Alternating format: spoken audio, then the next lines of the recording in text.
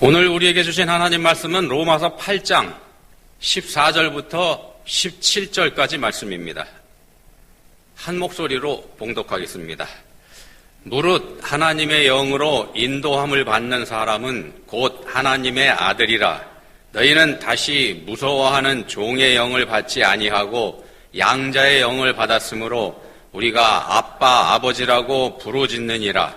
성령이 친히 우리의 영과 더불어 우리가 하나님의 자녀인 것을 증언하시나니 자녀이면 또한 상속자 곧 하나님의 상속자요 그리스도와 함께한 상속자니 우리가 그와 함께 영광을 받기 위하여 고난도 함께 받아야 할 것이니라. 아멘. 압살롬이 왕이 됐습니다. 오랫동안 준비해왔던 일을 압살롬이 벌린 거죠. 헤브론에서 왕이 됐고요. 아버지 다윗 왕이 있는 예루살렘을 향해서 밀고 올라옵니다. 다윗의 많은 신하들이 이미 압살롬 편에 붙었고 압살롬을 지지하는 입장에 있습니다. 반역이 갈수록 점점 더 커지고 있는 상황이죠. 많은 국민들도 압살롬 편에 붙어 있고 압살롬이 예루살렘으로 진격해 온다는 정보가 다윗 왕에게 들어왔습니다. 이 정보를 들은 보고를 받은 다윗이 위험을 직감을 합니다. 그리고서 이렇게 얘기합니다. 서둘러서 모두 여기에서 도망가자. 머뭇거리다가는 아무도 압살롬의 손에서 살아남지 못할 거다. 어서 이것을 떠나가자. 도망가는 게 최선이라는 거죠. 이길 수 없으니까. 긴급한 상황입니다. 다윗의 시대는 이렇게 해서 끝이 나는 것 같고 그의 아들이 압살롬의 시대가 이제 막 열리는 것처럼 그렇게 보입니다. 그 와중에도 이런 와중에도 몇몇 신하들은 다윗 왕에게 충성을 맹세합니다만 다윗을 호위하는 사람들은 그렛 사람, 블렛 사람 등 대체로 이방인들 중심으로 되어 있는 그런 사람들입니다. 대부분이 떠나버린 거죠. 자, 이런 절박한 상황인데 이때에도 다윗 왕에게 도움을 주는 사람들도 있습니다. 그 중에 무비보셋의 종 시바라는 사람이 있는데요. 이 시바가 먹을 것을 잔뜩 챙겨가지고 와서 도망치고 있는 다윗 왕을 찾아옵니다. 그래서 이 음식을 먹으라 이렇게 합니다. 무비보셋의 종 시바라고 말씀을 드렸는데 무비보셋이 누구냐면요. 다윗과의 우정으로 유명한 요나단이 있죠. 사울 왕의 아들 요나단. 그 요나단의 아들입니다. 요나단의 아들이 무비보셋이고 그 무비보셋의 종 시바라는 사람이 찾아온 겁니다. 원래는 이 요나단의 집, 사울의 집의 종이었었죠. 자, 요나단은 자기보다는 다윗이 왕이 되는 게 이스라엘에서 더 낫다 이렇게 생각한 사람이죠. 그래서 아버지 사울 왕의 반대를 무릅쓰고 다윗을 지지했던 그런 인물입니다. 다윗과 요나단이 서로 맹세를 한 일이 있습니다. 뭐냐면 서로의 자손들을 보호해 주기로, 서로의 자손들을 돌보아 주기로 이런 맹세를 한 적이 있습니다. 그래서 왕이 된 다윗이 요나단의 유일한 핏줄로 살아남은 무비보셋을 챙겨줍니다. 할아버지 사울과 아버지 요나단이 가지고 있던 재산을 전부 다 무비보셋에게 주고 그리고 극진하게 대우를 해줬습니다. 사고로 절름발이가 됐던 무비보셋은 다윗에게 이렇게 큰 은혜를 입었습니다. 자, 도망치는 다윗을 찾아온 시바는 바로 그 무비보셋의 종입니다. 먹을 걸 가지고 찾아온 시바에게 다윗이 이렇게 물어봅니다. 네가 무슨 뜻으로 이걸 가지고 왔느냐? 자, 이미 끈 떨어진 왕이나 다름없는데 돌봐줄 이유가 없죠. 끈 떨어진 종이나 다름없는데 그런 다윗 자신을 이렇게 돕는 위험한 일을 하는 이유가 뭐냐는 거죠. 시바에게. 그러면서 이렇게 물어봅니다. 내 주인의 아들이 어디 있느냐? 이게 무슨 뜻인가 하면은 자신한테 은혜를 입은 무비보셋이 이렇게 한다 그러면은 자기가 이해를 하겠는데 근데 무비보셋이 아니라 종이 이런 위험한 일을 하고 있다는 겁니다. 다윗이 놀랍기도 하고 의아하기도 해서 물어본 거죠. 내 주인의 아들이 어디냐? 그랬더니 시바가 왕에게 이렇게 보고를 합니다. 그는 지금 예루살렘에 머물러 있습니다. 이제야 이스라엘 사람이 자기 할아버지의 나라를 자기에게 되돌려준다고 생각하고 있습니다. 무슨 뜻입니까? 무비보셋이 할아버지 사울이 왕이었었던 그 자리를 이스라엘 백성들이 자기한테 주려고 한다 이렇게 생각하고 있다는 얘기지 않습니까? 다윗이 쫓겨간다는 얘기를 알고 반역을 도모하고 있다 이런 얘기가 되는 겁니다. 그러니까 말하자면은 다윗의 입장에서는 은혜를 원수로 갚는다 이런 말이 되는 건데 이 말을 들으니까 다윗이 화가 나죠. 화가 나서 이렇게 얘기합니다. 무비보셋의 재산은 다 네가 가져라. 이에 시바는 이렇게 반응을 합니다. 성은이 망극합니다. 길이 성을 입은 몸이 되기가 소원입니다. 아직까지는 다윗이 왕입니다. 공식적으로 다윗이 왕이죠. 그런 다윗 왕에게서 어명을 받아냈습니다. 시바가. 주인의 재산이 다 네 거다. 그런데 얼마 후에 사람들의 예상을 깨고 압살롬의 반란이 진압됩니다. 어떻게 보면 시바에게 선경지명이 있었던 거죠. 다윗이 예루살렘으로 돌아오게 됩니다. 이렇게 되니까 많은 사람들이 돌아오는 다윗에게 나아가서 충성, 맹세, 경쟁을 하게 됩니다. 그 중에는 무비보셋도 포함이 되어 있습니다. 다윗이 무비보셋을 보자마자 뼈 있는 말을 이렇게 한마디 질문을 던집니다. 무비보셋이여, 네가 어찌하여 나와 함께 가지 아니하였더냐? 종을 통해서 이미 보고를 받았죠. 무비보셋이 왕이 될 음모를 꾸미고 있다. 그래서 한 질문입니다. 너 왜 나와 같이 가지 않았냐? 반란이 진압된 후에는요, 칼바람이 부는 게 상식입니다. 그게 또 필연적으로 그렇게 됩니다. 그래야 됩니다. 자, 종의 보고대로라면은 무비보셋도 이제 죽어야 될 목숨입니다. 당연히 죽어야 됩니다. 근데 이 질문을 받은 무비보셋이 이런 대답을 합니다. 내 주 왕이여, 왕의 종인 나는 다리를 절므로 내 나귀에 안장을 지어 그 위에 타고 왕과 함께 가려 하였더니 내 종이 나를 속이고 종인 나를 내 주 왕께 모함하였나이다. 종은 자기 주인이 음모를 꾸미고 있다 이렇게 보고를 했는데 그래서 화가 난 다윗이 주인의 모든 재산을 종에게 다 줘버렸는데 근데 주인의 말은 전혀 다릅니다. 종이 주인을 모함했다고 그럽니다. 어떻게 해야 될까요? 만약에 여러분이 이때 다윗 왕이었더라면 여러분은 어떻게 하시겠습니까? 누구 말을 믿으시겠습니까? 또 조금 각도를 바꿔서요. 하나님 믿는 그리스도인의 입장에서 이런 상황을 닥치게 되면은 어떻게 여러분 하시겠습니까? 인간적 정치적인 판단을 하는 방법이 있고 그리스도인으로서 판단하는 방법이 있고 그럴 건데 같을 수도 있고 다를 수도 있겠죠. 자, 오늘 말씀 로마서 8장입니다. 로마서 8장은 성경의 핵심 중의 핵심으로 꼽히는 그런 부분입니다. 로마서 8장을 반지에다가 비유하기도 하죠. 보석 반지. 로마서 전체를 그렇게 비유를 합니다. 로마서를 성경 안에서 보석 반지에 비유하면 그 중에 이 8장이 보석 반지 안에 알맹이, 예를 들어 다이아몬드 반지라고 치면은 링이 로마서에 해당된다 그러면은 다이아몬드 알맹이가 바로 8장이다. 이렇게 비유를 합니다. 그만큼 핵심 메시지를 담고 있는 부분이 로마서 8장입니다. 자, 본문은요. 구원받은 사람은 하나님의 자녀가 된 거다. 이렇게 가르칩니다. 본문 14절에 보시면은 하나님의 아들, 16절에 보시면은 하나님의 자녀, 또 17절에 가서 보시면은 자녀, 상속자, 하나님의 상속자 이런 표현들이 계속해서 등장을 합니다. 구원받은 그리스도인은 그냥 하나님 나라의 백성이 된 게 아니라는 겁니다. 구원받은 하나님의 백성은 그냥 하늘나라 백성이 된 거 아닙니다. 그냥 시민권자가 아니고 하나님의 자녀가 된 거라는 겁니다. 자녀가 됐기 때문에 당연히 상속자의 자격을 갖게 됩니다. 자녀이니까 상속자가 됩니다. 어마어마한 말씀이죠. 예수 믿고 구원받은 사람들은 하나님의 자녀가 됐고요. 자녀이기 때문에 하늘나라를 상속받게 됩니다. 주인이 되는 겁니다. 주인이. 바꿔 말씀드리면 예수님하고 동급이 되는 겁니다. 물론 예수님은 원래부터 하나님 아들이시고 삼위일체 하나님 자신이시기 때문에 우리하고 완전히 같을 수는 없겠습니다만 상속자라는 상속한다는 면에서는 예수님하고 우리가 동급이라는 겁니다. 이런 어마어마한 일이 어떻게 가능하게 됐나? 본문 14절에서 말씀합니다.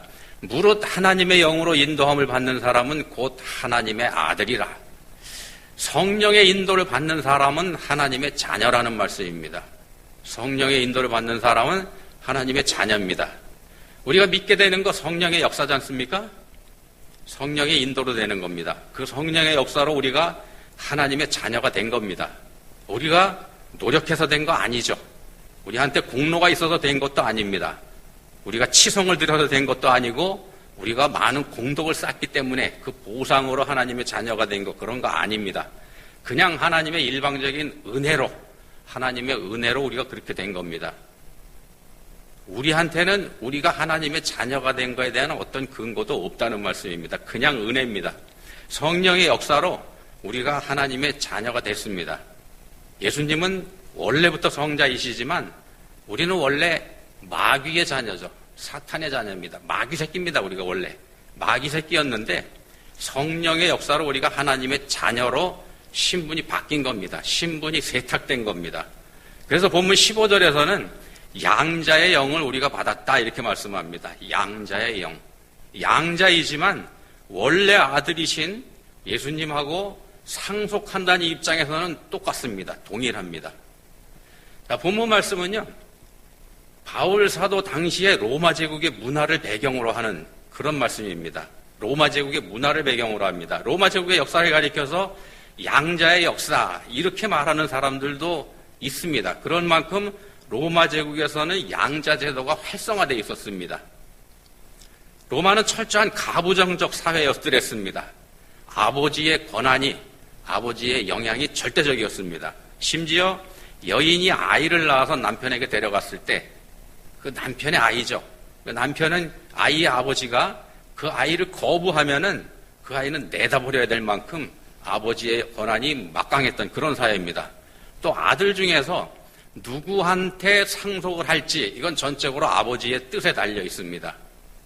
그래서 친자에게 줄지 양자에게 줄지 이것도 아버지가 결정을 합니다. 친자 양자 구분하지 않던 시대가 로마 시대입니다. 황제들도 그런 경우 있지 않습니까? 네로 황제, 원래 종이었다가 황제의 양자가 돼서 황제가 된 사람이지 않습니까? 그럼에도 불구하고 로마 사회에서는 아무도 얘기 안 하던 때가 바로 로마 사회의 양자제도입니다. 양자가 된다는 거는요, 새로운 사람으로 그래서 거듭나는 걸 뜻합니다. 로마 사회에서 과거의 인연하고는 완전히 끝나는 겁니다. 단절이 됩니다. 낳아준 부모하고는 완전히 남남이 되고 양부모가 그 자리를 대신합니다. 양부모가 진짜 부모가 됩니다. 친자하고 양자 사이에 차이 전혀 없습니다. 그게 로마 사회입니다. 그리고 그렇게 양자를 선택하는 권한, 이게 아버지한테 있습니다. 양자로 가고 싶다고 해서 가는 게 아닙니다. 받아들이는 쪽에서 받아들이는 거죠. 받아들이는 아버지 쪽에 절대 권한이 있는 게 양자제도이기도 합니다. 자, 마귀의 자녀, 그러니까 마귀 새끼로 살던 우리가, 그래서 지옥불에 떨어질 수밖에 없었던 우리가 하나님의 선택으로, 본문의 표현으로는 하나님의 영으로 인도함을 받아서 하나님의 자녀의 자격을 얻게 됩니다. 그리스도인이 그렇게 된 사람들입니다. 일방적인 은혜로 된 겁니다. 선택받은 겁니다. 선택받은 그게 바로 은혜죠. 자, 그럼에도 자녀로서의 모든 권한은 다 누릴 수 있다는 겁니다. 원래부터 자녀였던 사람하고 전혀 차이가 없습니다. 그리스도인은 그렇게 하나님의 자녀, 하나님의 상속자가 된 사람입니다. 그런 사람이 그리스도인입니다. 다만요, 자격을 얻은 자녀에게 요구되는 게 있습니다. 자격을 얻은 자녀에게 요구되는 게 뭐냐 하면, 어느 집에 양자가 됐다 그러면은 당연히 그때부터는 그 집의 자녀입니다. 그 집의 자녀요, 그 집의 상속자로 살아야 되는 겁니다. 더 이상 과거의 관계, 이거 생각하면 안 된다는 말씀입니다. 과거의 부모, 이제 남입니다. 나를 낳아준 사람이라고 할지라도 남입니다. 다시는 그것을 기웃거려서는 안 된다는 겁니다. 권한이 주어진 만큼 그에 따르는 책임도 따르는데 이런 게 바로 책임입니다. 당연한 거 아니겠습니까? 본문 17절에서는 그 책임을 이렇게 말씀합니다. 자녀이면 또한 상속자, 곧 하나님의 상속자여 그리스도와 함께한 상속자니 우리가 그와 함께 영광을 받기 위하여 고난도 함께 받아야 할 것이니라. 영광을 받기 위해서는 고난도 함께 받아야 된다. 영광만을 누리면 좋겠지만 고난도 감당해야 되는 겁니다. 고난이 앞에서 말씀드린 책임에 해당된다, 이렇게 볼 수 있습니다. 그리스도인이 된 건 하나님의 상속자가 되는 엄청난 영광을 누리는 것입니다만 거기에 따르는 고난도 함께 주어진다는 겁니다. 바울 사도가 골로새 1장에서 이런 말씀을 합니다. 나는 이제 너희를 위하여 받는 괴로움을 기뻐하고 그리스도의 남은 고난을 그의 몸된 교회를 위하여 내 육체에 채우노라. 골로새 1장에서 이런 말씀을 했는데 이게 바로 이런 의미가 들어가 있습니다. 구원받은 하나님의 자녀여 선택받은 하나님의 일꾼된 사도 바울 자신에게 모진 고난이 오더라는 겁니다. 예수 믿는다고 해서 이 세상에서 평안하고 잘 먹고 잘 사는 그런 거 아닙니다. 바울 사도도 모진 고난, 엄청난 고난을 받았죠. 그게 찾아오더라는 겁니다. 근데 그걸 당연하게 받아들인다는 겁니다. 당연히 바울 사도 자신이 감당해야 될 몫이더라는 겁니다. 자신이 누릴 또는 이미 지금 누리고 있는 하나님의 자녀로서의 어마어마한 영광에는 당연히 이렇게 감당할 수고도 따라간다는 겁니다. 사실 우리가 생각하기 싫은 말씀이죠. 영광만 누리면 참 좋은데 예수 믿으면 이 세상에서 잘 먹고 잘 살고 건강하고 복받고 그렇게 살면 좋은데 근데 고난도 받아야 된다 이런 말씀을 합니다. 성경에서 그렇게 말씀을 합니다. 이렇게 되니까 우리가 이 대목에 가면 주춤하게 되죠. 그렇지만 바울 사도는 이렇게 고백을 합니다. 본문에 이어지는 18절 말씀입니다. 오늘 말씀이 17절까지인데 로마서 8장 18절에서 이런 말씀을 합니다. 생각하건대 현재의 고난은 장차 우리에게 나타날 영광과 비교할 수 없도다. 앞에서 다윗 이야기 말씀드렸죠. 그때 다윗의 입장이었다면 여러분 어떻게 하시겠는지 제가 여쭈었습니다.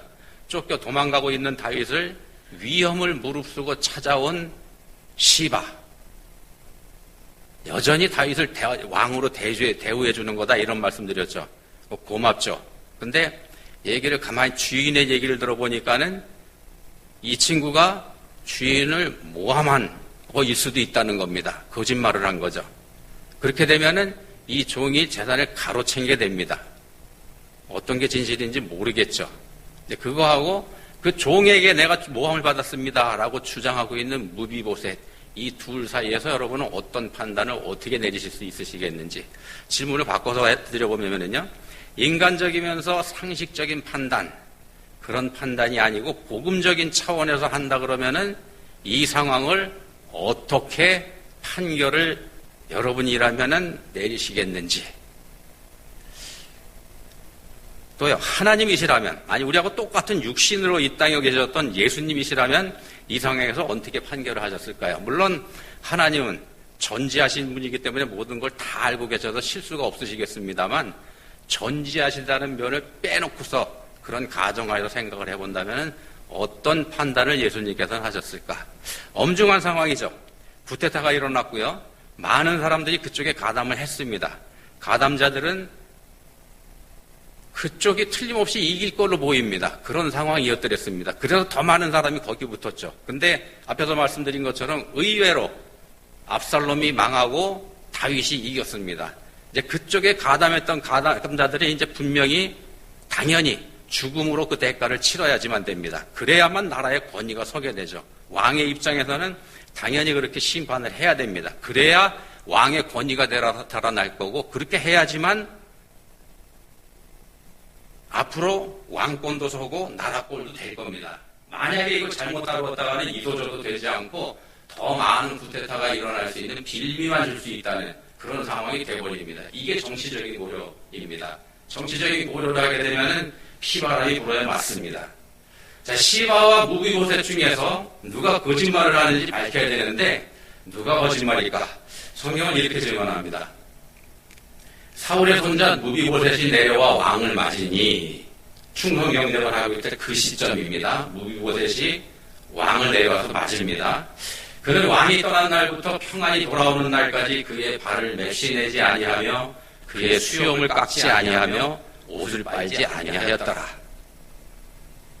다윗이 무비보셋을 보니까 몰골이 형편없죠. 이렇게 되니까 정황을 살펴보건대 무비보셋이 진실했다는 걸 알 수 있습니다. 답이 나왔습니다. 그럼 누가 거짓말을 했는지. 근데 사무엘하 19장 29절에서 다윗은 이런 말을 합니다. 무비보셋에게. 다윗의 선택입니다. 내가 이르노니 너는 시바와 밭을 나누라. 세상의 관점과 상식으로 보면 판결하지 않았다는 얘기입니다. 답이 나왔으면은 선한 자, 악한 자가 구분이 된 겁니다. 그렇다 그러면은 선한 자에게는 상을 주고 악한 자에게는 벌을 줘야 마땅합니다. 그게 공정한 거죠. 왕으로서 그렇게 정치를 해야 됩니다만 다윗은 그렇게 하지 않았습니다. 다윗은 압살롬의 쿠데타를 진압한 이후에 누구한테도 책임을 묻지 않았습니다. 예루살렘에 칼바람을 일으키지 않았다는 말씀입니다. 왜 그렇게 했나? 압살롬의 반란을 하나님 뜻으로 받아들인 겁니다. 자기 자신이 죄인이라는 걸 인정한 겁니다. 라고 말씀드리면 성령님의 뜻에 굴복한 겁니다. 성령의 인도에 자기 자신을 맡겨버린 겁니다. 왜 이렇게 했는지는 우리가 사무엘하를 쭉 읽어보시면 감이 잡힐 수 있습니다. 이 사건이 밧세바와의 범죄 사건하고 연결이 되지 않습니까? 우리가 이렇게 해야 된다는 말씀을 드리는 겁니다. 하나님의 자녀로 사는 거. 하나님의 자녀로 사는 게 이렇게 하는 겁니다. 우리의 부모 행세를 했던 죄와 마귀에게로 우리가 돌아가면 안 된다는 말씀입니다. 그쪽 방식을 다시 따라가면 안 되는 겁니다. 우리가 떠나온 세상을 동경하면 안 된다는 말씀입니다. 은혜를 베풀어 주셔서 새 부모가 되신 하나님만 바라봐야 되는 것. 그게 그리스도인의 삶입니다. 성령께 이끌려 사는 것. 반발하고 저항하면 안 되는 겁니다. 내 생각은 하나님 생각과 다르고 내 길은 하나님 길과 다르다. 이런 말 하면서 살면 안 된다는 겁니다. 하나님의 자녀의 삶은 이기는 삶, 이겨먹는 삶, 그런 삶이 아닙니다. 하나님의 자녀의 삶은 성령 충만한 삶을 살아야 되는 겁니다. 이기는 삶이라고 하면은요, 이건 세상적인 관점입니다. 자기 뜻대로 하는 겁니다. 자기 뜻대로 할 때 자기가 이겨야 됩니다. 그렇지만 성령 충만한 삶은 자신이 아닌 성령님의 뜻에 자신의 삶을 맡겨드리는 삶이죠. 온전하게 우리가 성령께 의지한다 그러면은요, 내가 드러나지 않습니다. 내가 드러나지 않습니다. 나를 드러내지 않습니다. 다윗이 택한 게 바로 그겁니다. 다윗은 자기 자신을 드러내지 않았습니다. 왕으로서의 권한, 왕으로서의 역할 다 내려놨습니다. 이게 세상의 눈으로 보면 바보 같은 짓입니다. 뭐가 그래? 왕이 그렇게 하면 어떻게? 앞에서 말씀드렸죠? 그렇게 했다가는 앞으로 쿠데타가 계속해서 일어날 비밀을 줄 수 있다고. 그렇지만 그게 하나님 나라 백성의 삶이라는 겁니다. 그게 하나님 나라 사람의 삶입니다. 예수님은요, 우리가 그분을 믿기도 전에, 우리가 우리의 죄를 회개하기도 전에 먼저 우리를 용서해 주시고 먼저 우리를 위해서 십자가에서 대신 죽으셨습니다. 우리가 여전히 마귀 새끼로 살고 있을 때 우리 예수님 그렇게 하셨다는 겁니다. 그리스도인도 그렇게 살아야 되는 겁니다. 그게 하나님 자녀의 삶입니다. 하나님 믿기 때문에 그렇게 살 수 있습니다. 하나님 믿으면 그렇게 살 수 있습니다. 믿지 못하면 그렇게 살지 못합니다. 그래서 삶이 그 사람의 믿음을 드러내는 겁니다. 거듭난 그리스도인은요, 이 세상에서 하나님의 자녀로 살아가는 겁니다. 항상 기억해야 되고 그에 합당하게 살아가야 되는 겁니다. 하나님의 자녀라는 자기 신분을 말입니다. 근데 그렇게 살면은 당연히 이 죄된 세상, 사탄과 마귀가 주장하는 이 세상하고 부딪히게 됩니다. 그리스도인이 이 세상에서 겪어야 되는 고난이라는 게 바로 그겁니다. 보면 7절에서 말씀하는 고난이 그런 걸 뜻합니다. 말씀에 순종하면 세상에서 손해봅니다. 그렇지만 그거 감당해야 됩니다. 우리가 말씀대로 살면 세상에서 따돌림 받을 수 있습니다. 바보가 될 수도 있고요. 그렇지만 그거 감당해야 됩니다. 우리가 말씀 따라서 말씀 그대로 살다가 보면 심지어 죽임을 당할 수도 있습니다. 그렇지만 그것까지도 감당할 수 있어야 되는 겁니다. 왜냐하면 장차 우리에게 나타날 영광과 비교할 수 없기 때문에.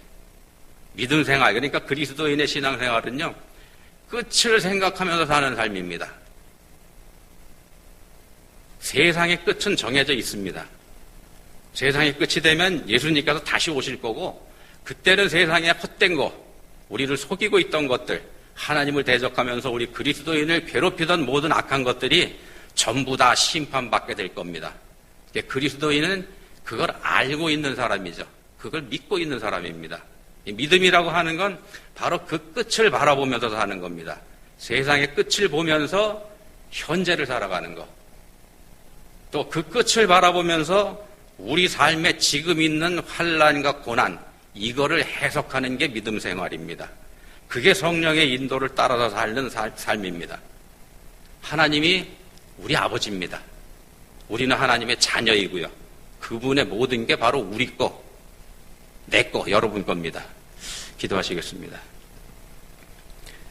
아빠, 아버지, 마귀 새끼로 살던 저희를 불러 자녀 삼아 주셨습니다. 저희가 어떻게 이런 놀라운 은혜를 입게 됐습니까? 이제는 부르시고 택하신 은혜 생각하면서 하나님의 자녀로 합당한 삶 사는 저희가 다 될 수 있게 해주시기 원합니다.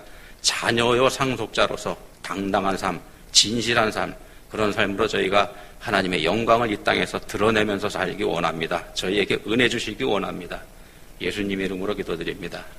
아멘.